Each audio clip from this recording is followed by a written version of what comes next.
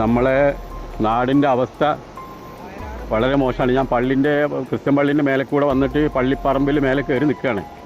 പള്ളിയുടെ ഭാഗം complete, പള്ളിനുള്ളിൽ complete ചളി കയറി നിറഞ്ഞിട്ടുണ്ട്. അതിൻ്റെ അപ്പുറത്തേക്ക്, പള്ളീൻ്റെ അപ്പുറത്തേക്ക് ഒരു സാധനങ്ങളില്ല, കംപ്ലീറ്റ് മരുഭൂമിയായി.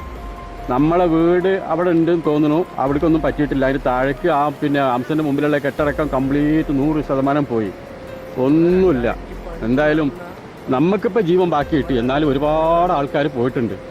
ഈ താഴെയുള്ള കടകൾ, കന്നാസി ഉസ്മാക്ക, അതിൻ്റെ പുറകിൽ ഉസ്മാക്കാൻ്റെ പോര, അതിൻ്റെ അപ്പുറത്തെ കുഞ്ഞിങ്കാക്കാൻ്റെ പോര, അതേപോലെ ആലക്കലിൻ്റെ building, post office building, Alakkal മസ്ജിദിൻ്റെ പോര, അവറാൻകുട്ടിയാക്കാൻ്റെ പോര, സുദേവൻ്റെ പോര, ഷൗക്കത്തിൻ്റെ പോര, അതിപ്പോൾ തങ്കേട്ടൻ്റെ പോര, ഈ കംപ്ലീറ്റ് പുരകളും പോയി, ഒറ്റ പുരകളും ബാക്കിയില്ല.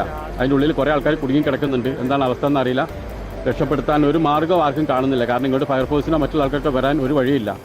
എന്തായാലും എന്തെങ്കിലുമൊക്കെ ഉണ്ടാവും എന്ന് വിചാരിക്കാം. നമ്മളിപ്പോൾ സേഫാണ്, പക്ഷേ ഇവിടുന്ന് എങ്ങോട്ടെങ്കിലും പോരാൻ ഒരു മാർഗ്ഗമില്ല. വല്ല എയർ ലിഫ്റ്റിംഗ് എന്തെങ്കിലും വേണ്ടി വരും.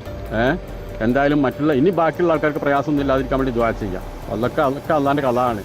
നമ്മൾ മാത്രം എല്ലാവരും പറഞ്ഞിരുന്നു അങ്ങോട്ട് പോകണം ഇങ്ങോട്ട് പോകണം. നമ്മൾ മാത്രം പോയിട്ട് എന്താണ്, നമ്മൾ എത്ര ആൾക്കാർ, മൂത്തമാൻ്റെ അംസിയും കൂട്ടരൊക്കെ പോയി.